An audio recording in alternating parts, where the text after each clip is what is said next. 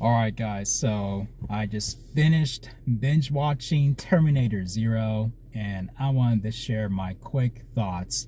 And I'm gonna keep this spoiler free.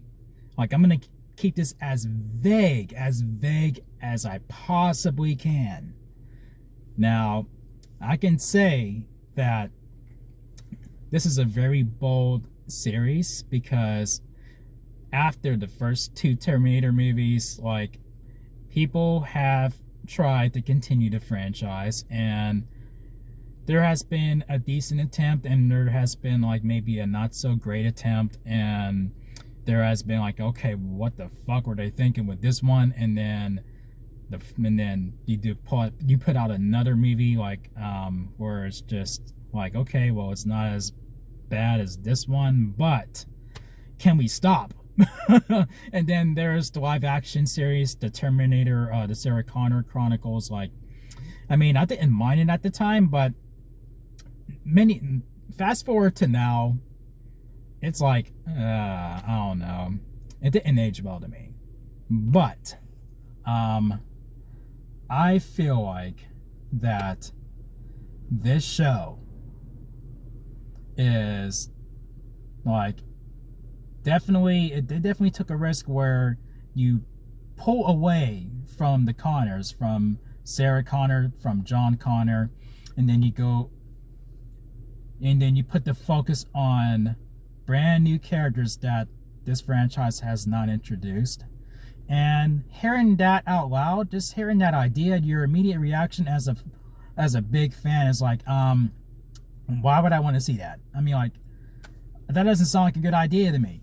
But looking back on the other movies, like, and other attempts to continue the story, where they have tried to include Sarah and John, and it didn't work out that great, after the first two movies.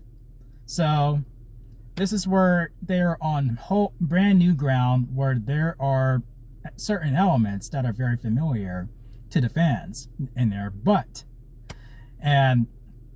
and I have to say, these characters are written really well, like, to where every character has an important part of the story.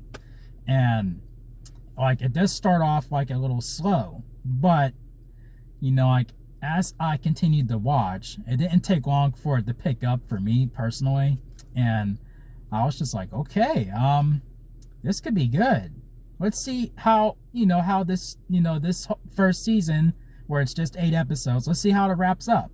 And by the time I got to the end, I'm just like, okay, I need a season 2. Like, I feel like this is legitimately the story, the best attempt after Terminator and Terminator 2. This is the best attempt to continue the story since those two movies.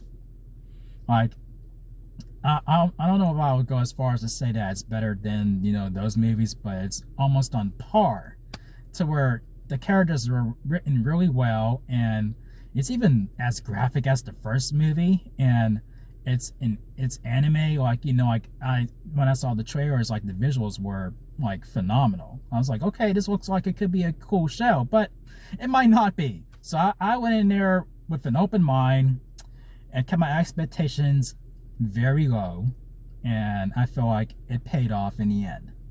Like, I have to rewatch it again to see if there's anything that I didn't like about it, but I mean, I was just in awe how they got everything else right, like everything that I did like about the show. So if you have not seen the show, start binge watching it. I mean, I'm telling you. And if you love storytelling and you love anime, and especially if you like very graphic anime, this is up your alley. I say give it a shot, watch those 8 episodes, and then you may very likely feel like, okay, well, maybe this franchise does have something to offer after all. Get a season 2. Come on. But that all being said, this gets 4.5 out of 5. Definitely a solid show.